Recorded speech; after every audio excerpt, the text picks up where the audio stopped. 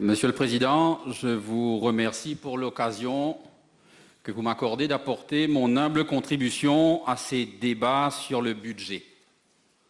Et dans le cadre de ces débats, j'aimerais dire que deux camps s'opposent sur le champ de la politique, de la vision, des chiffres et des projets.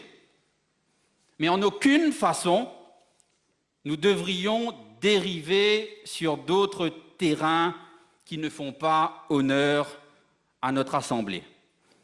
Aussi, j'aimerais, en tant que jeune parlementaire au sein de notre Parlement, exprimer ma désapprobation la plus totale face aux commentaires gratuits et infondés proférés avant-hier par le ministre de la Santé à l'encontre d'un confrère dans le cadre de l'exercice de ses fonctions de médecin. Dans un autre registre qui, lui, colle beaucoup plus à la nature de ces débats budgétaires, j'ai écouté avec beaucoup d'attention hier soir, avant l'ajournement des travaux, l'honorable Ramcone, et j'ai vu avec quelle énergie il a répondu à certains points avancés par mon voisin, l'honorable Ouchit. Puis-je aussi suggérer à l'honorable Ramcone qu'il puisse déployer la même énergie dans la lecture et l'analyse du dernier rapport de l'audit, et je vais même, pour lui faire gagner du temps, lui préciser qu'il s'agit des pages 283 à 293 du rapport, qui mettent en lumière les manquements de la NDU dans le chiffrage, la planification et l'exécution des projets. Monsieur le Président, le mardi 7 juin, nous avons assisté au 3e grand oral du présent ministre des Finances et je suis le 47e orateur à intervenir dans le cadre de ces débats. Et je dois vous avouer qu'avant même d'être un membre de cette Assemblée, j'ai souvent suivi les discours budgétaires et régulièrement, il m'est arrivé d'entendre des commentaires traitant différents ministres des Finances de magiciens. En 2007, 5+ titrait « Citanen, le magicien », car le grand argentier de l'époque comptait ramener la dette publique de 63 à 60% du PIB, conformément à la norme de l'Union européenne. En 2015, on disait de Vishnu Lakshminarayalu qu'il était le magicien qui allait produire le 2e miracle économique. Et mon collègue, l'honorable Asirvadan, a mis en avant le miracle qu'il a fait en changeant de l'argent en or. En 2022, le ministre Padehachi n'échappe pas à cette traditionnelle appellation, et même dans la bouche de certains de ses collègues ministres. Le soir de la présentation du budget 2022-23, le ministre Ganou, réagissant devant la presse dans la salle du trône de notre Assemblée nationale, disait, je cite, « Le ministre des Finances a fait comme un magicien dans ce budget. Il a retiré de son chapeau toutes sortes de mesures. » Et le lendemain matin, l'Express titrait à la une « Véritable tour de passe-passe ». À titre personnel, Monsieur le Président, j'ai tendance à ne pas croire à la magie. Aussi, que l'honorable ministre des Finances se rassure, je ne le traiterai pas de magicien, et pour cause, il a surpassé ses prédécesseurs avec une série de mesures, dont certaines socialement bonnes, mais toutes basées sur des chiffres cosmétiques. Le ministre des Finances n'est, selon moi, pas un magicien, mais bien un artiste. À coup de maquillage argenté, le ministre des Finances est devenu le make-up artiste le plus connu du pays et probablement de la région. Se baser sur l'inflation pour gonfler artificiellement les recettes de l'État. Projeter de relancer l'économie essentiellement par la consommation, alors que la majeure partie de ce que nous consommons est importé avec une roupie aujourd'hui dévaluée. Refuser d'un côté la recommandation du FMI pour le retrait de la Banque de Maurice de l'actionnariat de la MIC, mais de l'autre côté, utiliser les prévisions du même FMI pour affirmer dans son discours sur le budget que notre PIB atteindra 520 milliards de roupies en 2022.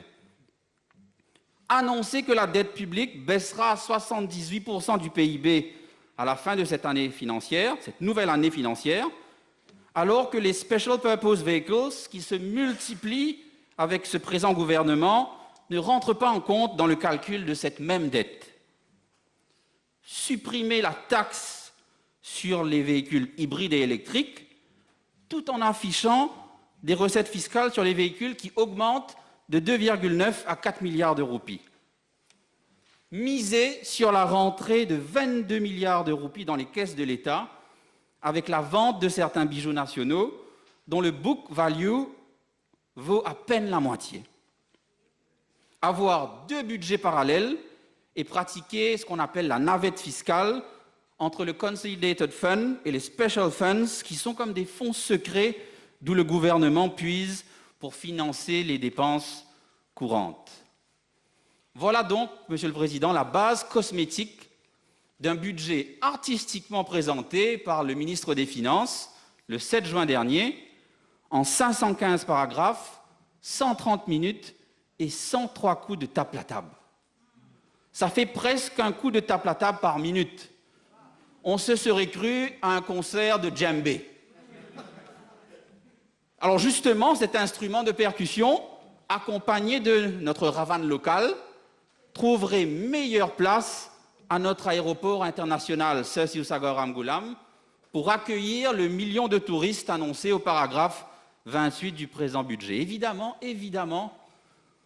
et l'honorable Fouquioun l'a rappelé, en tant que patriotes de ce côté de la Chambre, nous serons les premiers à nous réjouir si 1 million de touristes visitent notre pays sur cette année civile 2022.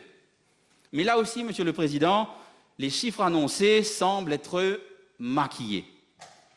Selon Statistics Mauritius, de janvier à mai 2022, les arrivées touristiques ont été de 313 600, alors que sur la base projetée d'1 million de touristes sur cette année, de janvier à décembre 2022, les 5 premiers mois de l'année auraient dû afficher la visite de 416 600 touristes, soit 103 000 de plus que les chiffres enregistrés. Alors vous me direz, Monsieur le Président, qu'il y a une saisonnalité de nos arrivées touristiques. Et vous auriez raison.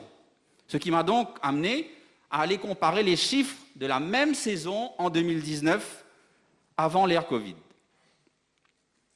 Toujours selon Statistics Mauritius, de janvier à mai 2019, nos arrivées touristiques étaient de 557 600. Autrement dit, nos arrivées touristiques actuelles représentent un taux de 56% de notre performance pré-Covid. Aux côtés du tourisme, un autre secteur essentiel de notre économie, c'est notre activité portuaire. Et sur ce point, je dois dire que les prévisions du ministre des Finances n'ont aucun risque d'être fausses, car elles sont inexistantes. Alors que la modernisation de notre port serait un pôle de croissance et de compétitivité incontournable, ainsi qu'une source majeure de création de richesses nationales et d'emplois. Alors que je pensais constater des investissements stratégiques dans le développement de nos infrastructures portuaires, je me suis retrouvé face à un océan de vide pour ce secteur, à l'exception de l'annonce faite au paragraphe 99 à 101 au sujet de l'affrètement de 2 navires de collecte pour la région, un qui entreprendra la route de l'Asie du Sud à partir de septembre 2022 et le deuxième qui desservira les pays de l'Afrique de l'Est à compter de novembre 2022. L'idée, je dois dire, est une bonne idée, car elle part d'un bon constat, à savoir que la pandémie de Covid-19 a bouleversé les chaînes d'approvisionnement et de distribution, surtout au niveau des compagnies maritimes qui ont réduit la fréquence des navires porte-conteneurs et revu les tarifs et les routes qu'elles desservent en privilégiant celles qui sont plus rentables, ce qui n'est malheureusement pas le cas pour Port-Louis.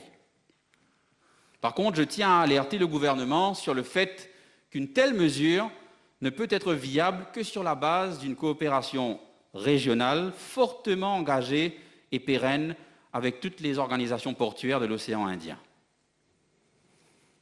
Je me suis empressé, Monsieur le Président, de chercher le coût de cette mesure dans le budget, ses annexes et ses estimations budgétaires, mais je n'ai trouvé aucune donnée chiffrée concernant cette mesure. J'ai cherché dans la section PMO, car le port relève de la responsabilité du Premier ministre, dans la rubrique du ministère de l'économie bleue, du ministère du développement industriel, et je n'ai absolument rien trouvé. J'ai même cherché dans les fonds spéciaux pour voir si cette mesure y avait été subtilement dissimulée. Alors je suppose que le budget de cette mesure a fait l'objet d'un special make-up. J'ai donc fait mes propres estimations en prenant comme hypothèse de calcul une capacité de l'équivalent de 1700 conteneurs de 20 pieds pour chacun des 2 feeder vessels.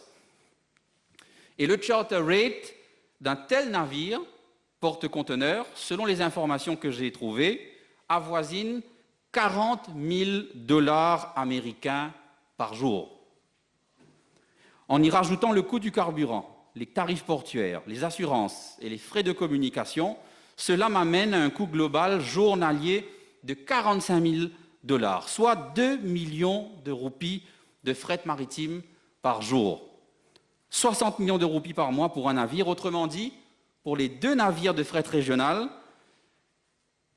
nous parlons d'un budget d'environ 1,4 milliard de roupies par an, soit l'équivalent des subventions de l'État sur la farine. Monsieur le Président, vous vous rendez compte à quel point cette mesure budgétaire est critique, et je n'arrive pas à m'ôter de l'esprit qu'il y aura évidemment des grasses commissions pour des intermédiaires et des courtiers dans toute cette affaire. Monsieur le Président, je ne peux pas évoquer ces 2 navires sans évoquer un autre navire qui a tragiquement fait naufrage il y a bientôt 2 ans. Je veux parler du remorqueur Sir-Gaëtan. Nous sommes le lundi 31 août 2020. L'île Maurice est encore traumatisée par la marée noire du Wakashio et le Sir-Gaëtan remorque la barge l'Ami Constant de Pointe-Desny à Port-Louis. Il est 19h40, au large de Poudre d'Or, l'impensable se produit. Le Sir-Gaëtan entre en collision avec la barge qu'il remorque et la mort frappe 4 de nos compatriotes. Et je tiens, Monsieur le Président, à redire leur nom dans cette assemblée, car nous n'avons pas le droit de les oublier. Leur nom est connu de tous. Il y a une plaque commémorative à Poudre d'Or à leur nom. Il s'agit de Sylvain Addison, Sujit Sioux et Lindsay Plassant qui trouvent la mort. Et le capitaine Moswadegh Binik est quant à lui porté disparu et sera déclaré mort par la suite par la Cour suprême. Au-delà du fait qu'il faudra évidemment budgétiser le remplacement de ce remorqueur, et j'ai vu les photos de ce remorqueur qui n'ont pas circulé, je crois. Le Sir-Gaëtan aujourd'hui gise à une dizaine de mètres sous l'eau au large de Poudre d'Or. Mais c'est surtout et avant tout à ces 4 familles endeuillées que je pense. 4 familles amputées d'un père, d'un frère, d'un époux, d'un fils.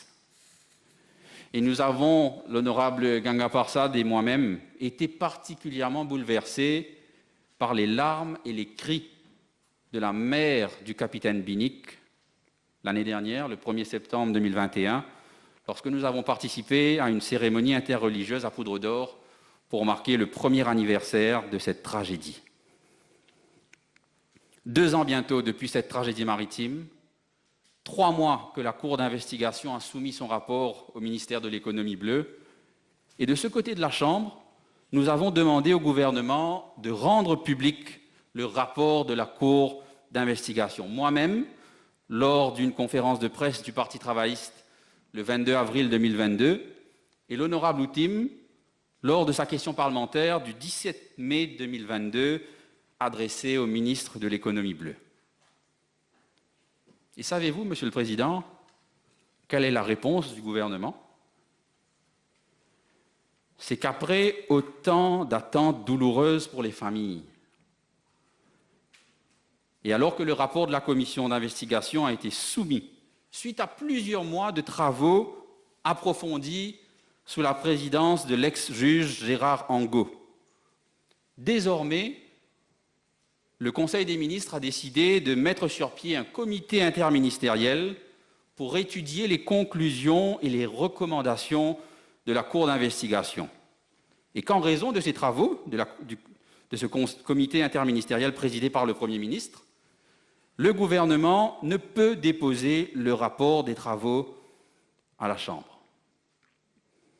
Et selon moi, la raison pour laquelle le gouvernement joue la course contre la montre, c'est que les conclusions de ce rapport de la Cour d'investigation sont accablantes contre la Mauritius Ports Authority et que plusieurs têtes devront tomber.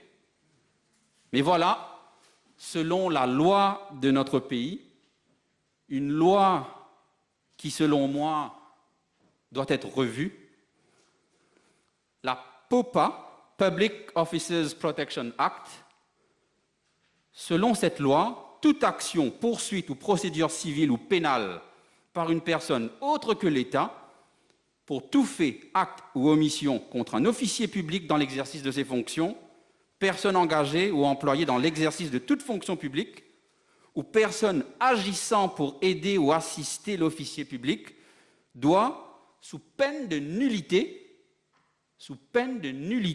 être intentée dans un délai de 2 ans à compter de la date du fait de l'acte ou de l'omission. Autrement dit, Monsieur le Président, dans 2 mois et demi, le 31 août 2022, les 4 familles ne pourront légalement plus poursuivre aucun officier, aucun dirigeant et aucun consultant de la MPA suite au naufrage du remorqueur Sagaëtan. Mais soyons rassurés, Monsieur le Président. Entre maintenant et le 31 août 2022, le comité interministériel étudie le rapport de la Cour d'investigation sur les responsabilités et les manquements de la MPA dans le cadre d'un accident ayant entraîné la mort de 4 compatriotes. Et ce comité ministériel est présidé par nul autre que le ministre qui a la responsabilité de la MPA, le Premier ministre lui-même. Donc tout va bien dans le meilleur des mondes. Monsieur le Président, je faillirais à ma tâche si je clôturais ce chapitre maritime sans évoquer le secteur de la pêche. Et vous n'êtes pas sans savoir que ma circonscription abrite une grande communauté de pêcheurs qui opèrent de Pointe-aux-Sables à Grande-Rivière en passant par Bain-des-Dames. Alors je reconnais que la mesure la plus importante du budget 2022-23 pour les pêcheurs est l'augmentation du Bad Weather Allowance d'un montant journalier de 475 roupies à 575 roupies, comme annoncé par le ministre des Finances au paragraphe 86 de son discours. Et j'entendais hier le ministre de la Pêche, alors il était là encore il y a quelques minutes, mentionner dans son intervention sur le budget qu'une personne de poste de FLAC lui aurait dit, et je cite le ministre, « Dire l'opposition, arrête cause n'importe ». Eh bien, ça tombe très bien, parce que je me suis précisément rendu à poste de FLAC il y a 2 semaines. C'était le mardi 31 mai, pour précisément rencontrer la communauté des pêcheurs de ce village qui se trouve dans la circonscription du ministre de la Pêche. Et je n'y suis pas allé seul, j'y suis allé accompagné par l'ex-mentor du ministre de la Pêche, l'ancien ministre Anil Béchou. Il est vrai que l'honorable Madou a beaucoup appris aux côtés d'Anil Béchou et a travaillé pour le gouvernement travailliste de l'époque. Et savez-vous, Monsieur le Président, la raison pour laquelle je me suis rendu sur le débarcadère de Poste de Flac ce jour-là? C'était pour dénoncer la privatisation d'une partie de notre lagon pour permettre à une société privée d'organiser une activité de surf électrique. En effet, Monsieur le Président, les pêcheurs de Poste de Flac avaient eu la mauvaise surprise un matin de constater qu'une partie de la mer vers l'hôtel Saint-Gérand était subitement devenue un restricted area, avec un panneau flottant et des bouées de balisage sur environ 500 mètres, avec une indication qui interdisait formellement tout passage de bateau ou de pirogue. Alors que précisément, il s'agit d'une zone de pêche où les pêcheurs déposent leur casier et de plus, c'est un lieu de passage, selon la coutume des pêcheurs de l'endroit, de transporter le cercueil d'un pêcheur décédé entre le débarcadère de Poste de Flac et le cimetière de Pointe de Flac en guise de dernier voyage sur l'eau. Mais tout cela n'avait visiblement aucune importance pour le ministère censé protéger les pêcheurs, car un permis, un Interference Permit, avait été donné par le ministère de la Pêche le 5 mai 2022, soit le lendemain même de l'application. Et je dois dire que j'ai été interpellé par l'intervention sur une radio privée de l'honorable Nokchedi à ce sujet. Et je peux vous dire, Monsieur le Président, que je n'ai pas reconnu l'honorable Nokchedi tout de suite quand je l'ai écouté ce jour-là. Alors que dans cette chambre, il nous a habitués à être le meneur de la Shouting Brigade des top benchers du gouvernement. Ce jour-là, à la radio, il était mais docile comme un agneau.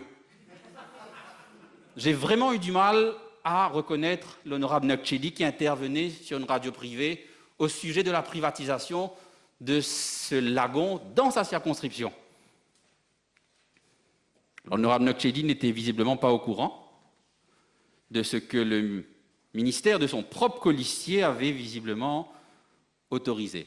Je tiens à dire que depuis, sous la pression populaire, politique et médiatique, le Restricted Area a sauté et j'invite le ministre Madou à faire de sorte qu'à partir de maintenant, son ministère arrête de faire n'importe.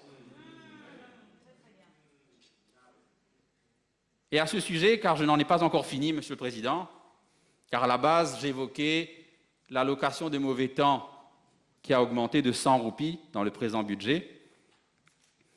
Mais savez-vous, Monsieur le Président, et j'espère que le ministre concerné est au courant, que selon les nouvelles procédures de son propre ministère, les jours de mauvais temps, un pêcheur doit désormais se rendre le jour même et chaque jour de mauvais temps aux Fisheries Post de sa région le matin de 9h à 11h.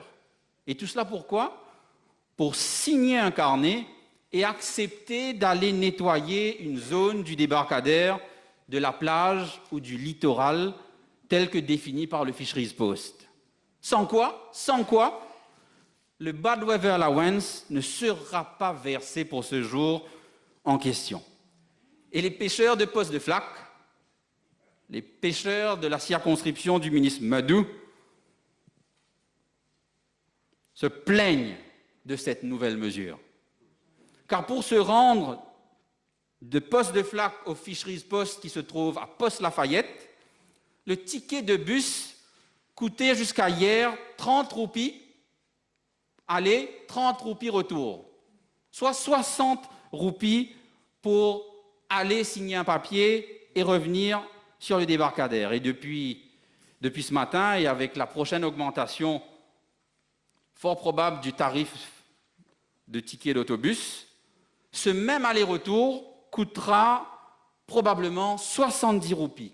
Donc au final, Monsieur le Président, d'un côté, le gouvernement donne une augmentation de 100 roupies du Bad Driver Allowance, mais de l'autre côté, le pêcheur va dépenser 70 roupies de trajet pour aller signer un carnet. On marche sur la tête. Monsieur le Président, le secteur de la pêche s'inscrit dans une immense vocation de sécurité alimentaire et de développement économique aux côtés du secteur de l'agriculture. Et nous sommes tous d'accord dans cette Chambre pour affirmer que la pandémie de Covid-19, depuis plus de 2 ans, et la guerre en Ukraine depuis bientôt 4 mois, ont fait de notre sécurité alimentaire une absolue priorité nationale et vitale.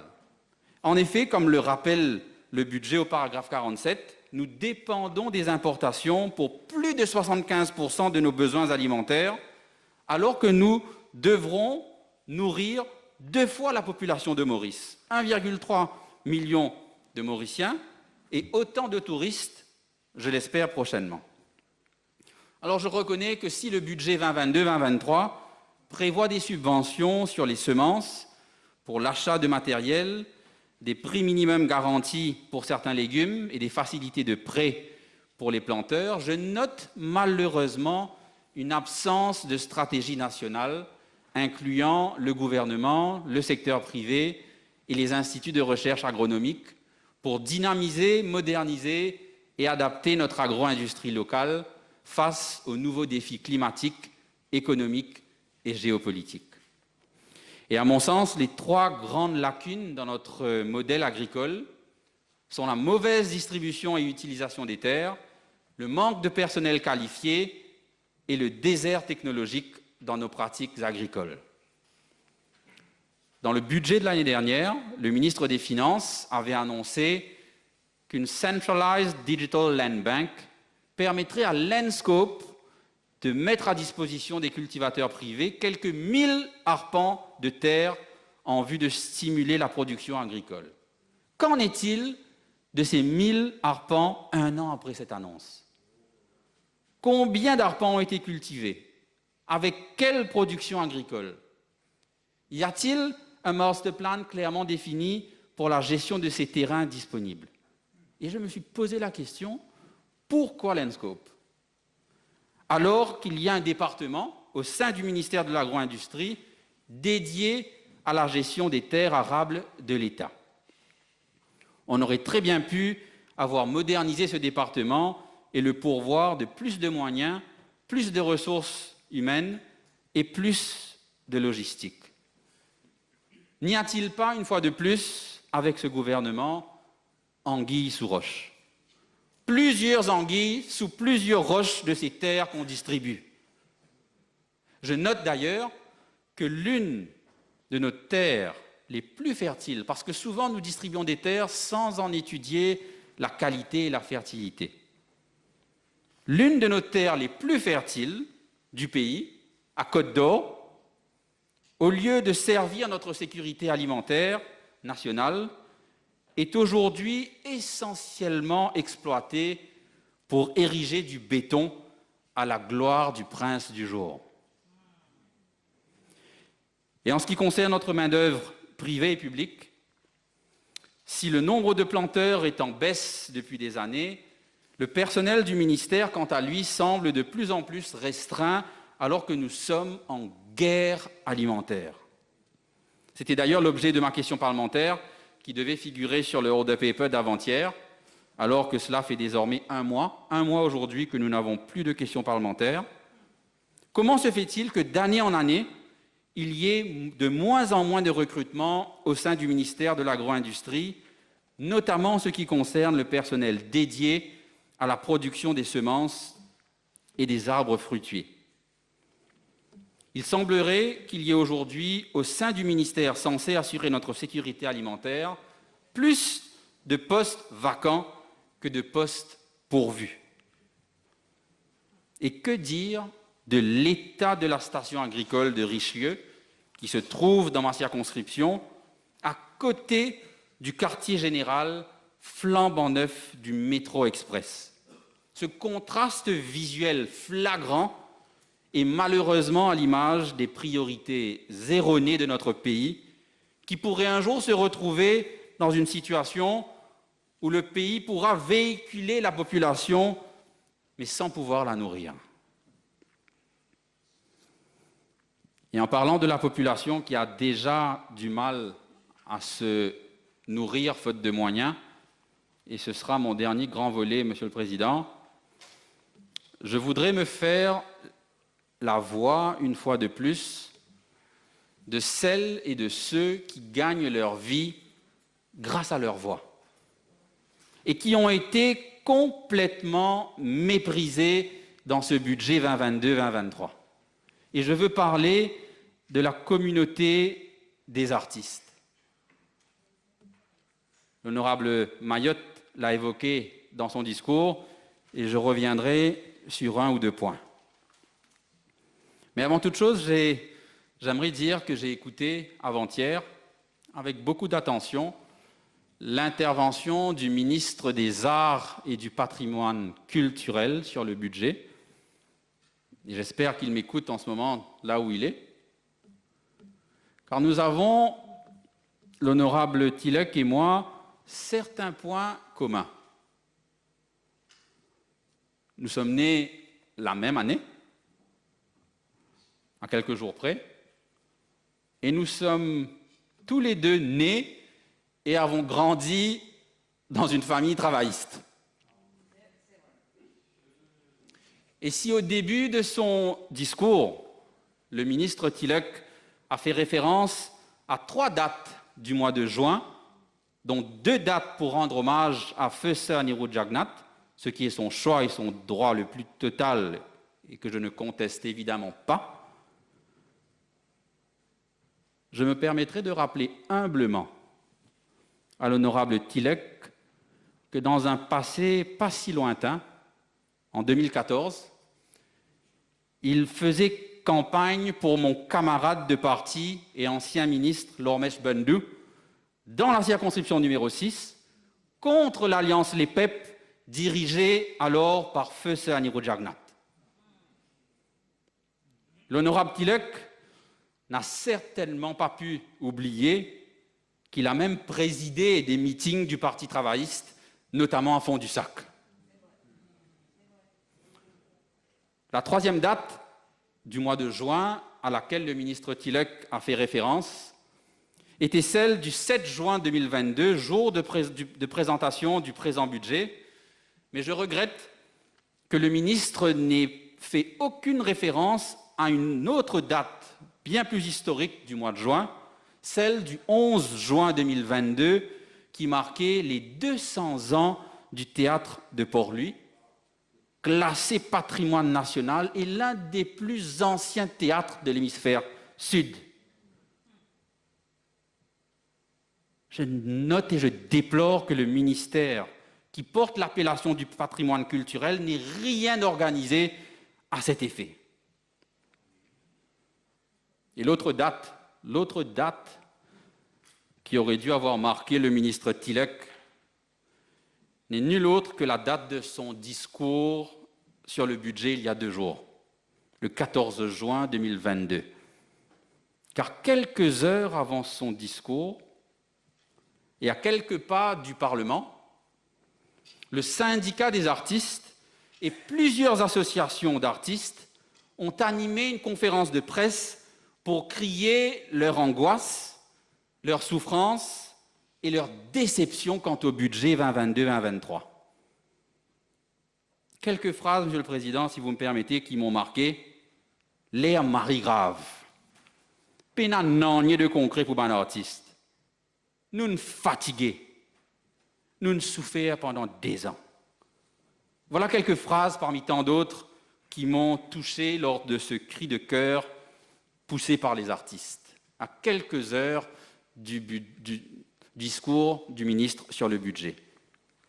Et étonnamment, le ministre n'a pas dit un seul mot sur cette conférence de presse lors de son discours prononcé dans cette chambre quelques heures seulement après. A-t-il pris le temps d'écouter les doléances, les attentes et le désespoir de nos artistes, ou alors tout au moins demander à son attaché de presse de lui faire un résumé?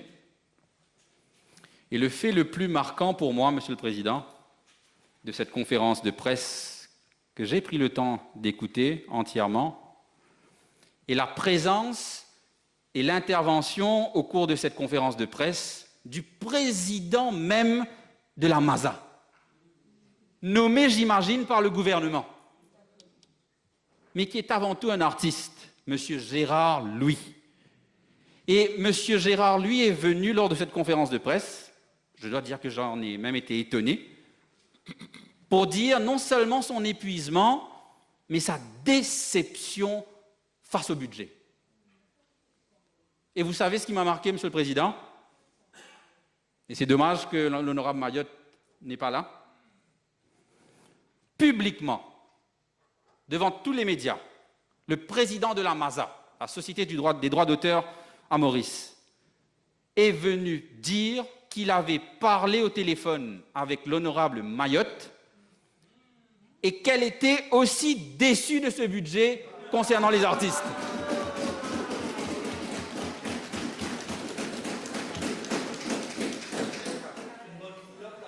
Et monsieur lui dit publiquement qu'il a fait savoir à l'honorable Mayotte qu'il comptait dire ça publiquement et elle lui aurait dit « dis-le ». Les images et les vidéos sont là pour le prouver. Le meilleur résumé pour le secteur artistique du budget. Une députée de la majorité et artiste avant tout, artiste respectée et respectable, qui se dit déçue. Et je demanderai aux top benchers du gouvernement de bien vouloir adresser mes félicitations à l'honorable Mayotte pour sa franchise et son courage.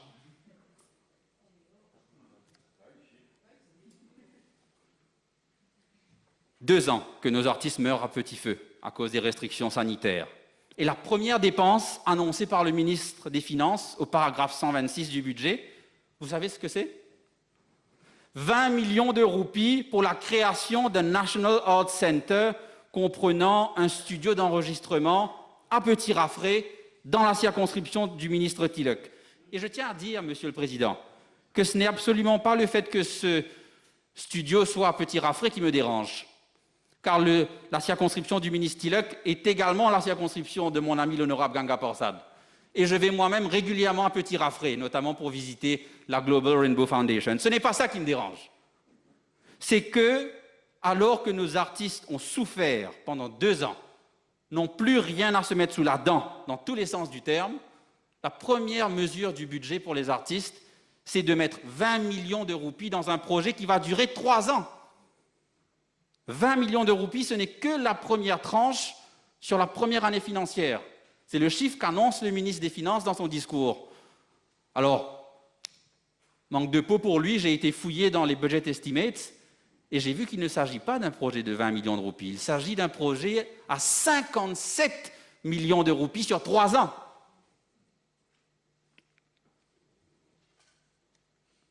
Deux ans que nos artistes meurent à petit feu et le budget national vient faire la provision d'1 million de roupies pour des frais de consultants pour restructurer la MAZA, alors que la MAZA a un accord avec la Confédération internationale des sociétés d'auteurs et de compositeurs, la CISAC, qui pourra travailler sur ce plan de restructuration gratuitement.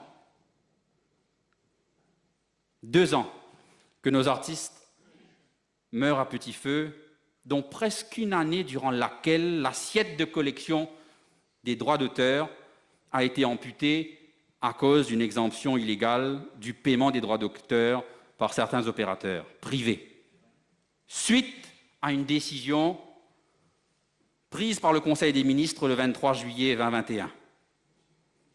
Et le ministre Tilloch, qui est un juriste de formation, je n'ai absolument rien de personnel contre le ministre Tilloch, mais je tiens à le mettre devant ses responsabilités. Il est un juriste de formation.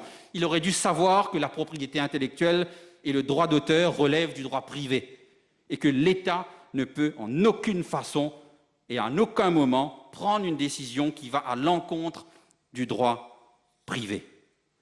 Je vais terminer, Monsieur le Président, parce que le temps m'est compté. J'avais d'autres choses à dire sur la communauté des artistes. Je pense avoir dit l'essentiel. Et je vais terminer par dire que le ministre Tilak, dans son propos, a dit une chose qui est tout à fait vraie. Il a dit, dans son discours avant-hier, que ce n'est pas à nous, membres de l'Assemblée nationale, de juger les membres du gouvernement. Il a raison. C'est le peuple. C'est au peuple de juger. Et je peux malheureusement dire à l'honorable Tilak, pour avoir parlé à plusieurs artistes, que dans son cas, le peuple qu'il est supposé défendre a déjà rendu son verdict. C'est ma dernière phrase, Monsieur le Président. Un budget cosmétique et populiste, habilement préparé par un make-up artiste, un budget qui aura raison de lui-même, car le maquillage ne dure qu'un temps, un budget annoncé comme étant « we the people, for the people », mais au final qui se retrouvera comme un budget « as fooling the people and failing the people ». J'en ai terminé, Monsieur le Président.